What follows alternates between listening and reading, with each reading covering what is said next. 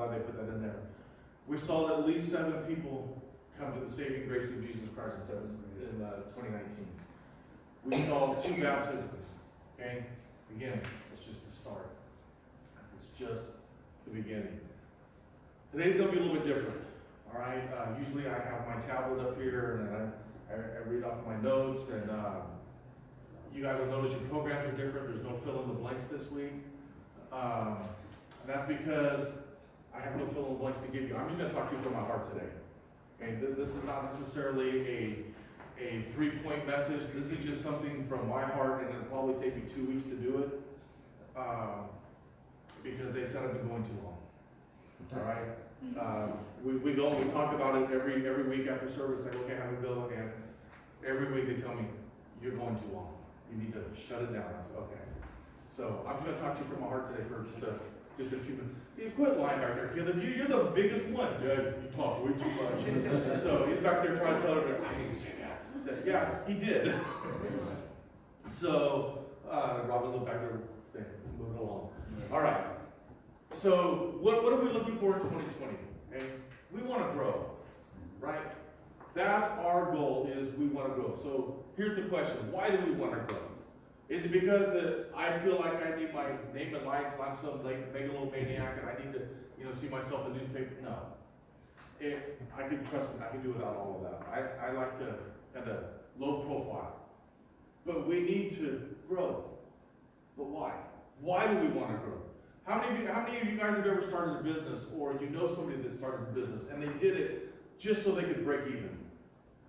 Man, if I could just start this little widget business and I can sell just enough widgets to where I don't go broke, but I don't go rich. I mean, that's my goal. Who has that goal? No. Do you think Walmart started out with the goal of just having one store?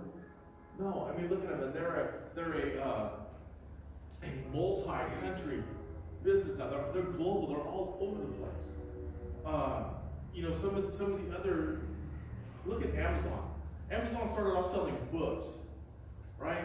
Would Amazon still be there if they were selling books? No, because nobody reads books anymore, right? You listen to them, or you wait for the movie to come out, right? That's what you do with books. So, but Amazon expanded it. They had this vision that we're going to grow. Okay? We don't want to just sit here and do nothing. We want to grow. How many of you guys remember, and for some of you, you may have to Google this because you've got no idea what I'm talking about, but you remember Blockbuster? Oh, yeah. Say, hey, it's Friday night. Let's stop by Blockbuster. Let's get a video, and we'll pop some popcorn. And I don't mean microwave. I mean real popcorn where you get an air popper, and you pop it, and you put like 2 or 3 cubes of butter on it so that there's like this much butter at the bottom of the bowl. Yeah, that's real popcorn. Okay? That's real popcorn. But did you guys notice there's no more Blockbusters anymore? And why is that? They had the opportunity to take the route and buy Netflix. And they said, oh, that's not going anywhere. That's not going anywhere. Yeah, it's like a stupid internet thing. It's a fad. It'll pass. Right? Well, what happened to Blockbuster? They didn't have the vision to continue to grow. They were happy with where they were at, and the market passed them by. And now, does anybody know the Blockbuster anywhere? Anywhere?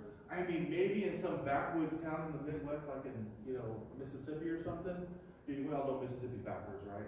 So, nobody here from Mississippi? Okay, we're good then. And I would be worried about the live stream, but nobody in Mississippi's got the internet. Come on. I'm just kidding. I'm just playing, guys. Don't everybody get all offended at me here. So, we don't want to be like Blockbuster, to where we say, hey, we're good with R4 and no more. We don't want to just push people out. We want to bring people in. We want to grow. And we don't want to grow just because we have this, high ego, or, we just want, we're the biggest or that. No, we want to grow because we believe that's what God's called us to do, is to grow. Is to go and to reach out into all of the world and bring the lost in. All right?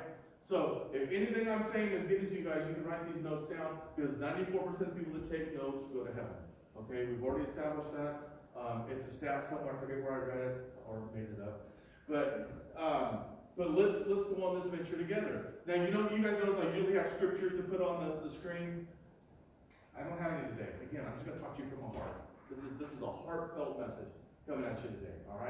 So, if you're a little confused, I know you love the fill-ins, I know you love the scriptures, I'm sorry, I'm messing you up today, but, but we're gonna be okay? So, we wanna grow, so what are we looking at?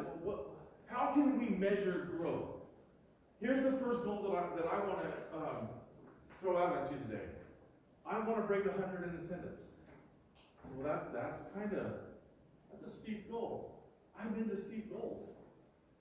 Okay? I mean, if you really ask me, I'd say, how many people live in Shafter? 13, 14,000?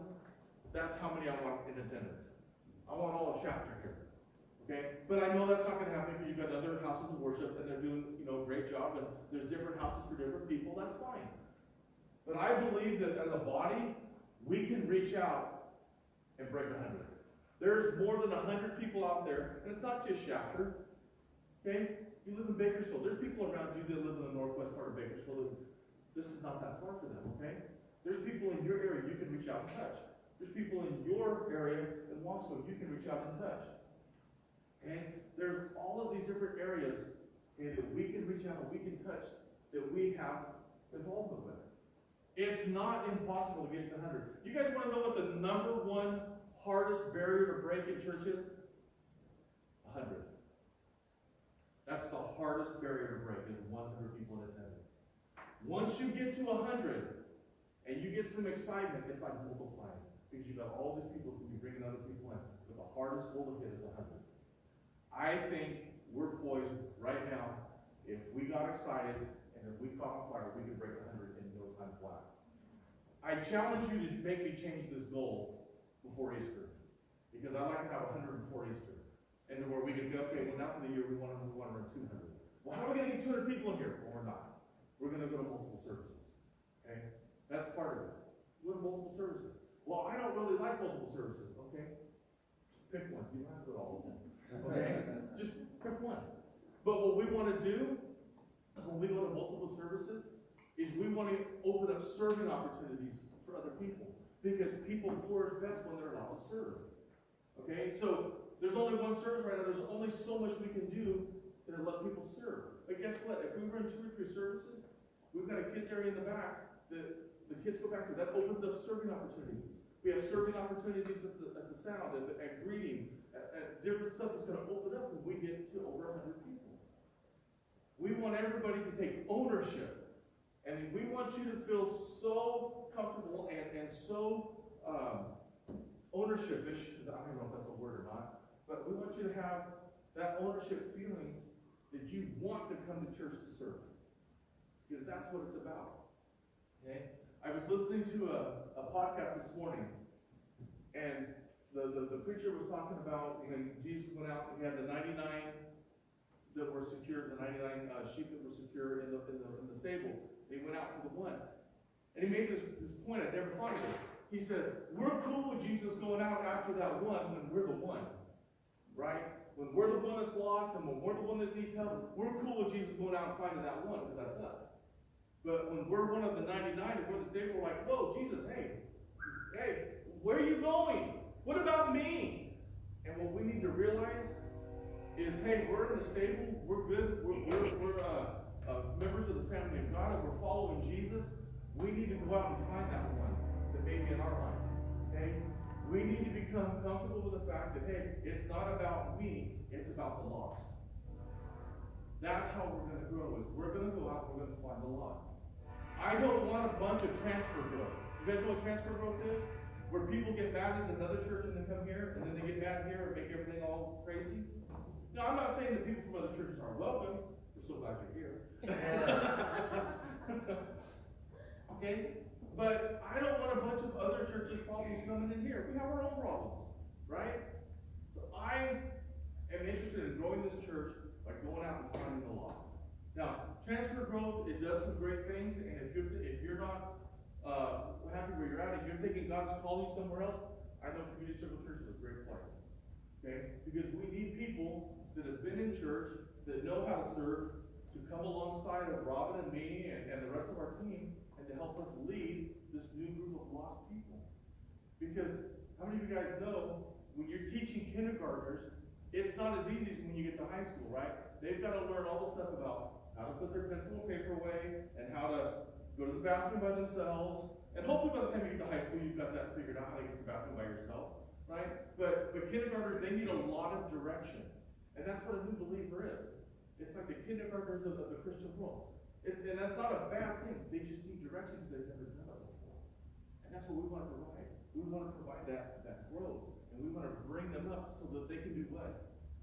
Go out and get their family, bring their friends in, their neighbors, their co-workers, their friends that they go to school with. That's what we're looking for. We want to grow. Well, I got a friend, he's in pretty bad shape. Yeah. So are all of us. Yeah, but this guy's like Satan. Yeah? Have you met some of you before? All right? Have you met yourself? Ain't none of us perfect. If you're perfect to us before, just go ahead and get out. We're gonna mess you up. And we don't want to mess people up here. Okay? So we want to reach out, I want to touch our communities, and we want to grow. So how do we do that? I want to see at least 75 new salvations. I go, man, that's a lot. I know. How many of you guys think that within just Shafters there's 75 people that need to find Jesus? Absolutely. How many of you think that there's at least 75 people in your neighborhood, your job, your school that need to find Jesus? What if every one of us brought 75 people in and said, you know what, I take that as my personal goal? Man, we could change the world around us. We could change how things look around us. Yeah, but that's impossible. Yeah, just like 12 guys that kind of followed this other guy, and then after he died and they changed the world, right? We could change the world. We could change, how many of you guys know we could change California? And how many of you know California needs changing? We've got a lot of issues out there, right? California needs the love of Jesus to be shown out. And this is not a political statement, so don't take this out. I don't pimp the pulpit, it's not politics. All right? But I'm telling you right now, there is a love of Jesus that is missing in the state of California. It's not there. Okay? All we want to do is fight and bicker and scream and yell at each other. And what if we just got together and said, hey, you know what? Let's come together. Let's find a common solution to some of our problems.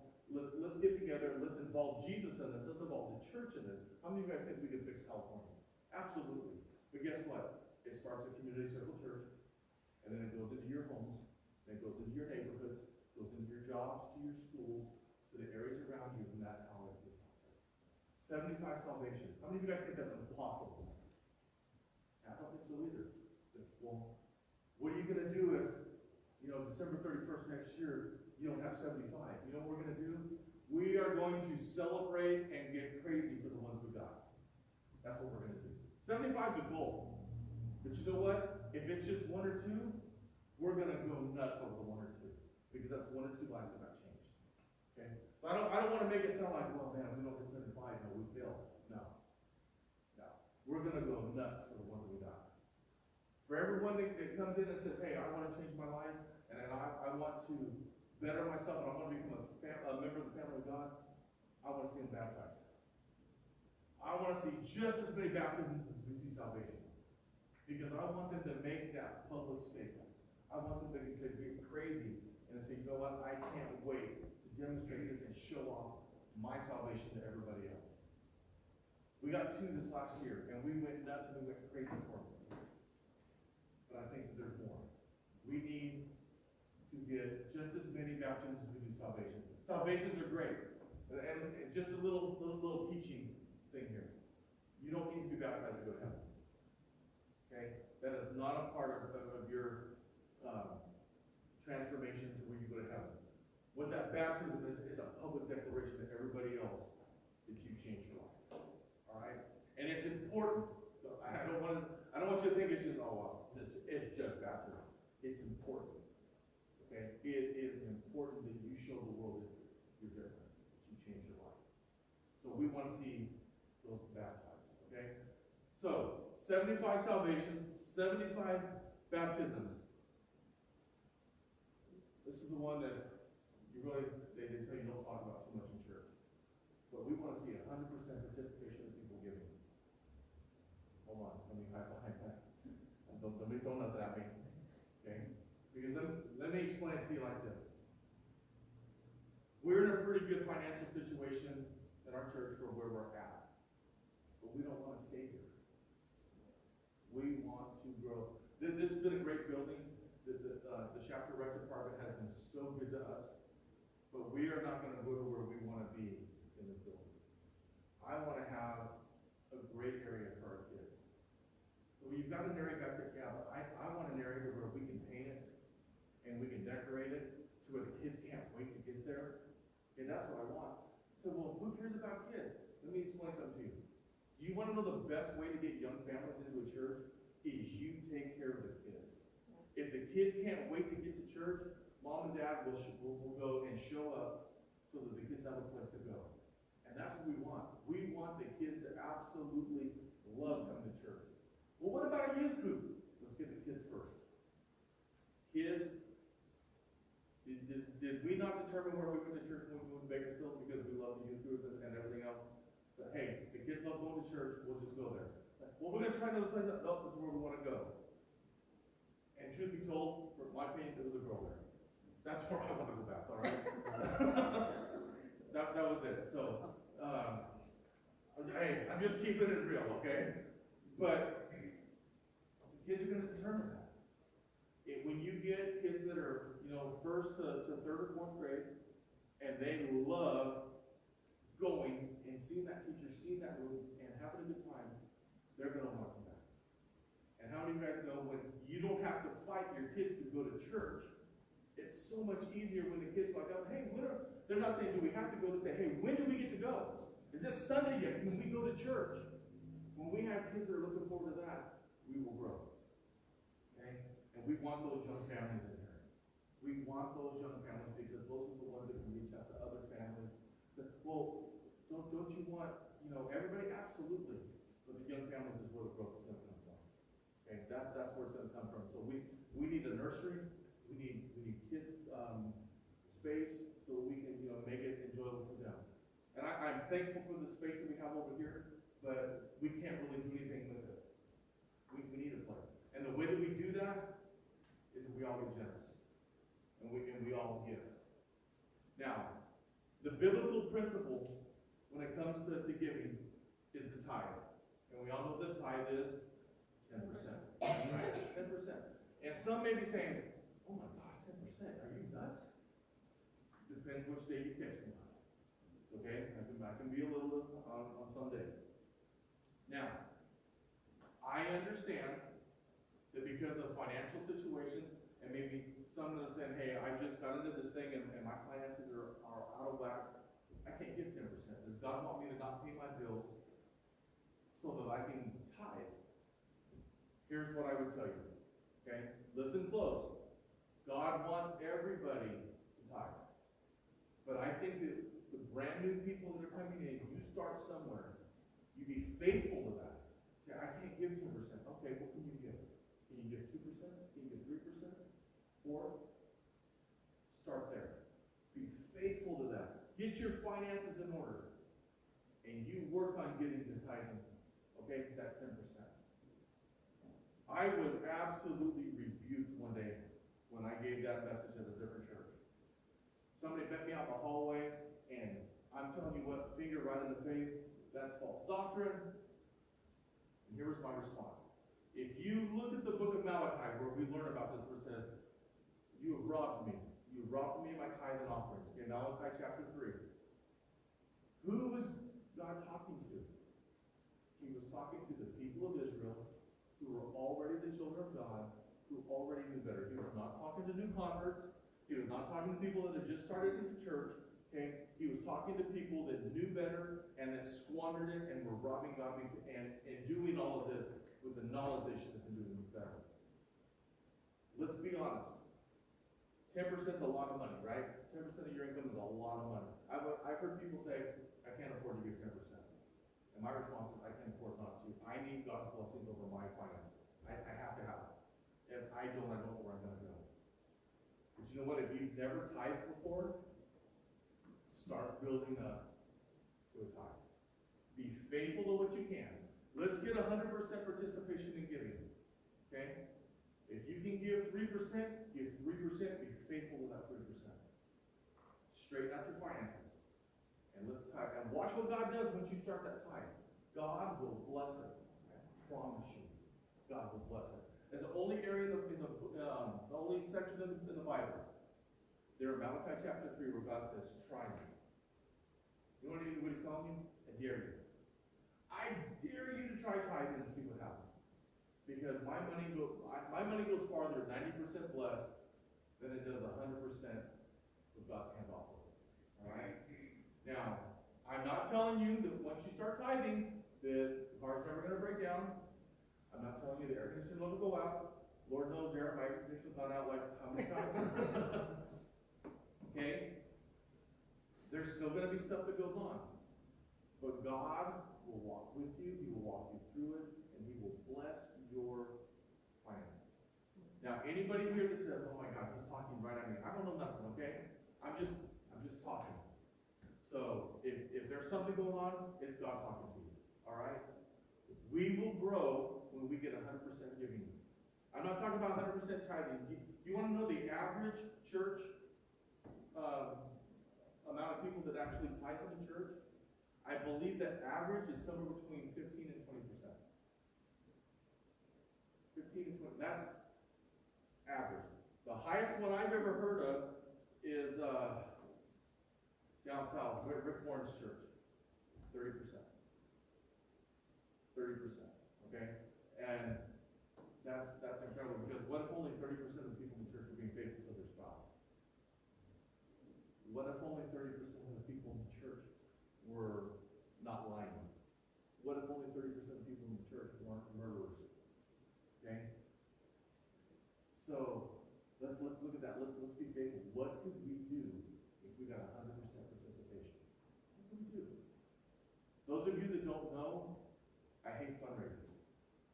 Fundraisers is a four-letter word to me. Because what we have said is, we fail. We fail to be faithful with our giving. We fail to be faithful with our tithing. So what we need to do is go out and sell a pizza or a pie or some kind of card to make up for what we should have done with the tithe. And I hate failure. I hate it. So we're gonna push that. So I don't like to talk about money. I don't either. So if we all get faithful, I don't have to talk about it anymore. Right? So, but here's one thing that we're going to do. This may be a fundraiser. I hope you consider one or not. But starting next week, we're going to have a container over here. And all the loose change in your house, you guys go to Starbucks, and they give you some money back. We're going to have a container for your loose change. And it's going to go towards sending kids to camp. Because we want change, the little money in your pocket. We want change for changing the next generation. We want to change the next generation, because where things are headed now, we're not going to survive. So let's change the next generation. So we're going to have a container starting next week, and we all have the loose change, right? It's all over the place. Robin thinks every dime, penny, and nickel in the house is hers. It is. I take change out of my pocket, because what I do is I keep it in the ashtray so I can stop and buy a soda or something. And if I put it on the counter before I take it back out to my truck, she grabs it, and once it goes to her little jar, it's gone. So we've all got that change laying around. Let's be generous with that. It's just annoying. How many of you guys hate change, the coin? We hate it, right? We're gonna have a container over here next week. Let's be generous with that, all right? Because we can change the next generation. And then I mentioned this a second ago. We really do want to get our own building. We really do. We've been kind of starting to look around, but here's the thing: if we get such a good deal where we're at now, the rec department has been so good to us, it's going to be hard. Because when we leave, all these chairs, it's the rec department. We got to buy chairs. We got to start paying for lights. We got to start paying, some kind of a mortgage or a real rent. We'll have to pay for air conditioning in the summer, heating in the winter. All that stuff's going to start coming into it. Now, we can't do that where we're at now financially. But I think if we get generous, I think if we all pull together, we can do anything we want. The only thing that's stopping us is us. All right? That's the first part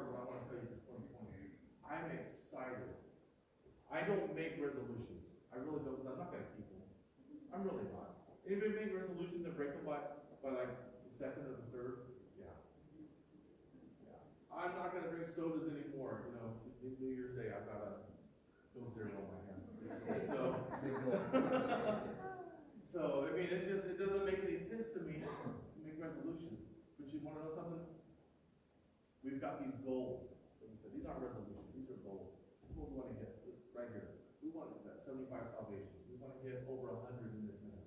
And we can do it. I can't do it by myself. I need you guys to do it with me. Because if we do it, there's nothing we can't do.